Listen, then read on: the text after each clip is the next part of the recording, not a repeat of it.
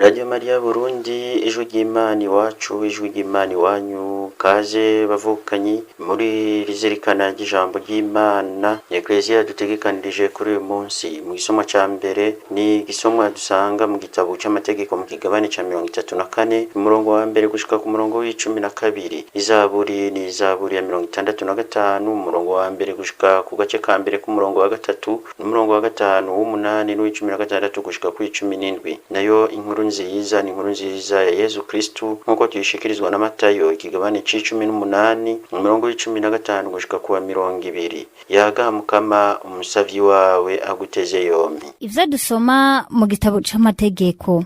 Muri irya misi Musa ava mu kiyaya ca Mowabi aduga ku musozi wa Nebo. Ashitse ku gatwe k'uwo musozi kabangabanganwa na Yeriko, Umukama amwereka igihugu cose, igihugu ca Garadi gushika Idani, igihugu ca Nefutali cose, igihugu ca Efrayimi n'ica Manase, igihugu cose ca Yuda gushika ku kiyaga co mu burengero Inegebu, n'intara iri mu kiyaya c'igisagara ca Yeriko cuzuye ibigazi gushika Isowari. Umukama araheza amubwira ati, ngiki igihugu narahiye Iburahimu, Izahaki na Yakobo nti nzogiha uruvyaro rwawe. Ndaguhaye kukibona n'amaso yawe, ariko ntuzoshikayo. Aho niho umusavyi w'Umukama Musa yaguye ku gataka ka Mowabi nk'uko Umukama yari yabitegetse. Baraheza bamufuba mu gasoko k'intara ya Mowabi kabangabanganwa na Beti Peyori. Gushika ubu ntawuramenya imva yiwe.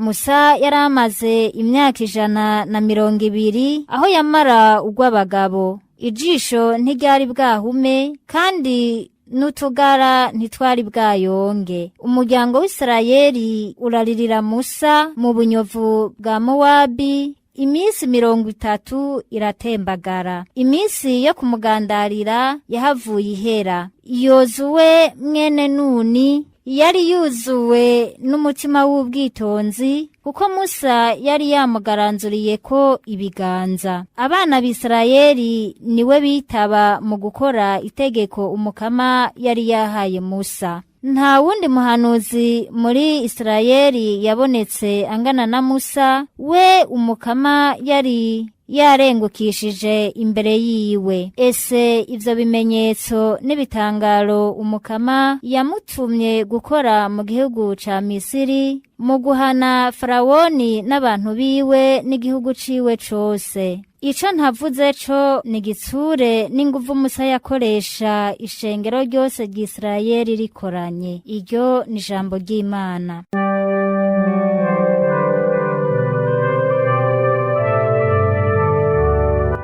Imana nini nahazwe yo yaduhaye ubuzima. Imana nini nahazwe yo yaduhaye ubuzima. Bantu muri kwisi yose shimagiza Imana, muririmbire izina ryayo rininahaye, muhimbaze ishimagizwa ryayo, mubwire Imana muti ibikorwa vyawe nagahambaye. Imana nini nahazwe yo yaduhaye ubuzima. Nimuze mwirabire ibikorwa vy'Imana, ibitangaza yagiriye abantu nagahambaye. Mwantaramwe shimagiza Imana yacu, rongorora gahogo muyihaye. Imana nini nahazwe yo yaduhaye ubuzima. Nimuze mwumvirize nanje mbabwire ivyiza vyose yangiriye. Narayiteye akamo ndayitakambira, nca ndayihaya n'ururimi rwanje. Imana nini nahazwe yo yaduhaye ubuzima.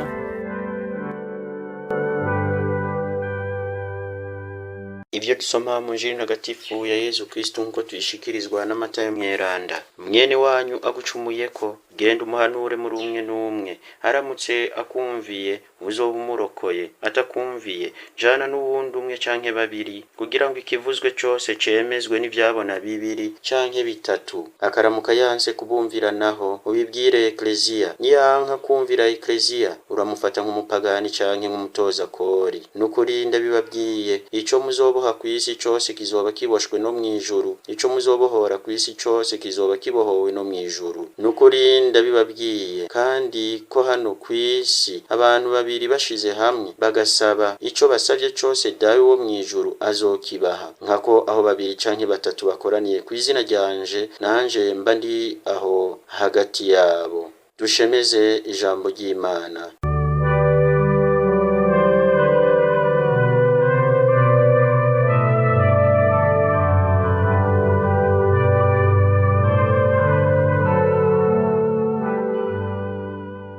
Umukama areretse Musa igihugu yasezeraniye Isirayeli kuva kuri basokuru bayo. Mu gitabo c'Amamuko mu kigabane c'12 umurongo wa mbere gushika ku wa gatatu, Umukama aragiraniye isezerano na Ibrahimu. Kenshi mbere Umukama yaribukije iryo sezerano yagiraniye na Ibrahimu. Mu gitabo c'Amamuko kigabane c'17 umurongo wa mbere gushika ku 8 niko tubibona. Uyu munsi naho Umukama yereka Musa ico gihugu cose, akakimwereka kiri hafi yiwe, Galahadi gushika Idani, intara ya Neftali yose, intara ya Efraimu na Manase, intara yose ya Yuda gushika ku kiyaga co mu burengero, Negebu n'ikiyaya c'umubande wa Yeriko, igisagara c'ibigazi gushika Itsohari. Umukama abwira Musa ati ndakweretse ico gihugu.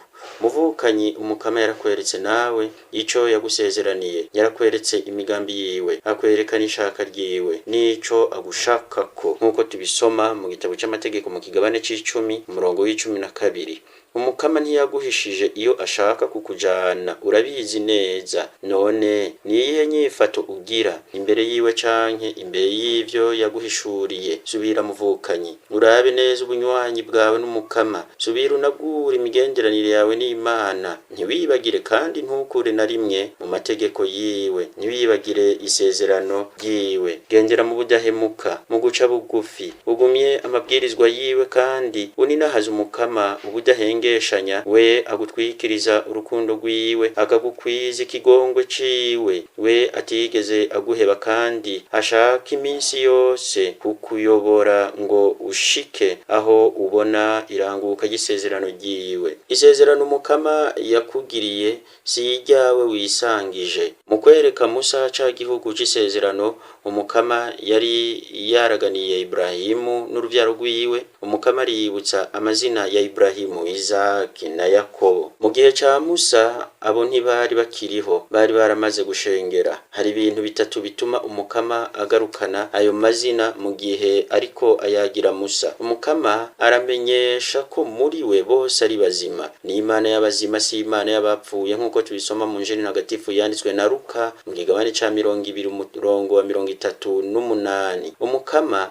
amenyesha atyo ko n'abatanze Musa bakaba batakiri ku isi basangira nawe iryo sezerano. Ikigira kabiri nuko Umukama ashaka ko Musa atokwifata nka mwene ryo canke nka mwene vyo, ahubwo amenye ko yabaye umuhora n'igikoresho c'Umukama vyonyene. Ivyo rero bituma Musa acaba mu guca bugufi, kutari uko ku mubiri honyene ariko kandi no mu mutima imbere muri we. Uko guca bugufi kugakabura muri we akanyamuneza kukubona uko isezerano ry'Umukama riranguka. Musa mu gacerere, mu bugamburutsi no mu kumviriza Umukama, ariko yihweza atamarira Umukama mu buninahazwa bwiwe no mu budahemuka yeretse igihugu ciwe. Igira gatatu nuko Umukama ashaka ko Musa atokwifata nk'uwo iryo sezerano ryagenewe wenyene, arisangiye n'abandi abamutanze bakaba bamaze guhamvya basokuru canke bamaze gushika mu birimba vy'ijuru mu ngoro ya Data. Muvukanyi unyumviriza, nta sezerano wisangije ririho, nta ciza wiharije kiriho. Isezerano ryose Umukama yakugiriye urisangira n'abandi. Iciza cose Umukama aguha agutumirira kugisabikanya n'abandi. Isezerano ry'Umukama ni isezerano rusangi,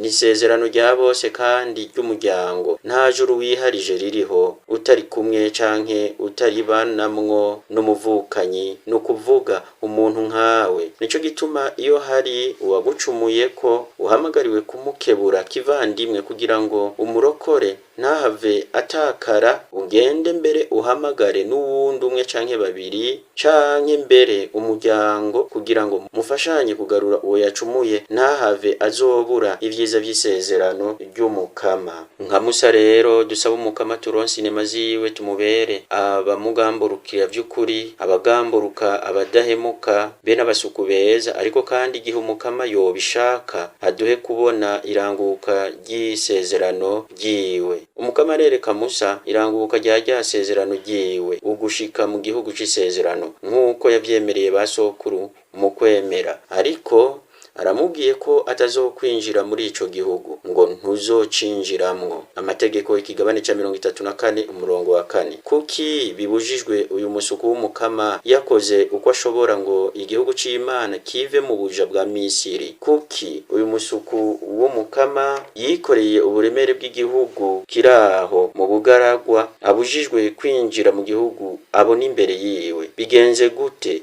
ngo Musa n'ukuntu yasabiye ico gihugu akacigorera abure ugusangira naco ukwinjira mu gihugu c'isezerano? Mu vy'ukuri Musa yari yarahezagiwe mu nyonga z'umukama, yapfanye imyaka 120 niko twavyumvise mu gisomwa ca mbere, hatigeze ahuma canke ngo atakaze ubukomezi. Igitabo c'amategeko ikigabane ca 34 umurongo w'indwi. Nta muntu numwe canke umuhanuzi wundi asa na Musa yigeze abaho muri Isirayeli. Musa yabona Imana amaso mu yandi nkuko tubisoma mu gitabo c'amategeko mu kigabane ca 34 umurongo w'12. Musa yaratonye ku mukama, ariko siwe yinjije Isirayeli mu gihugu c'isezerano. Kubera iki? Ubwa mbere muri uwo mugambi w'umukama Musa yari ikindi kiganza c'Imana, yari igikoresho c'umukama vyonyene, yari umusuku w'umukama yatewe iteka ryo kuja imbere igihugu c'Imana. Ubutumwa bwiwe bwo kuyobora ubwo busho bw'umukama ngo bushikirizwe uwo bwegukiye ariwe na Musa nyene yegukiye bwari burangiye. Ubwa kabiri ico Musa yari yizigiye yaza ariko aracihweza caza carangutse, ico yerekaniye ubukomezi mu maso ya Isirayeli imbere ya Faraoni n'abanyamisiri cari cashitse. Ubu rero ico yaharaniye, ico yagwaniye carangutse. Nka kumwe kwa Paulo agira ati,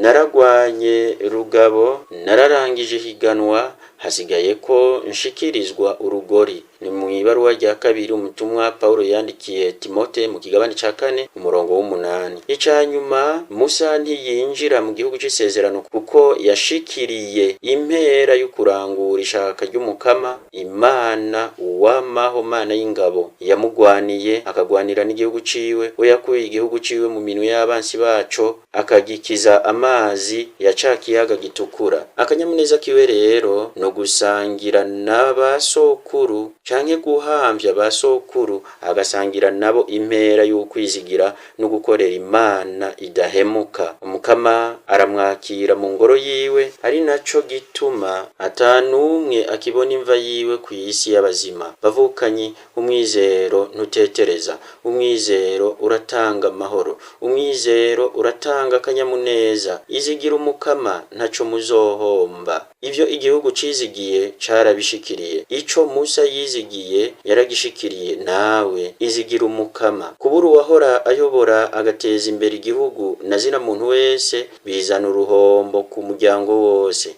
Isirayeli iriko iririra Musa, iramugandariye iminsi 30 yose. Ivyo bikerekana ubwo igihugu camukunda nuko camwakira nk'umuntu ngirakamaro na kirumara mu muryango. Mbega none kugira ngo umuntu mubone ko afise agaciro, agateka n'akamaro, mworinda kurindira ko arinda gupfa kugira ngo uvuge ko naka hari icamaze? Bisaba ko arinda gupfa, ko atoba akiriho. Bavukanyi, korera ivyiza abantu bakiri bazima, bakiriho. Ntimurindire ko barinda gupfa kugira ngo muyage ivyiza vyabo canke akamaro kabo. Bibabwire bakiriho, bahimbarirwe bakiriho, bereke ivyiza bakiriho, bashime mukibabona nabo bakibabona, mubashimire bakiriho. Imuhira, mu muryango, mu butumwa, bakorera ivyiza, bashimire bakiri bazima. Umukama nadufashe gukunda bene wacu bakiri bazima, aduhe no kubitwararika bakiri bazima. Mukama we wahaye Musa impera imukwiye,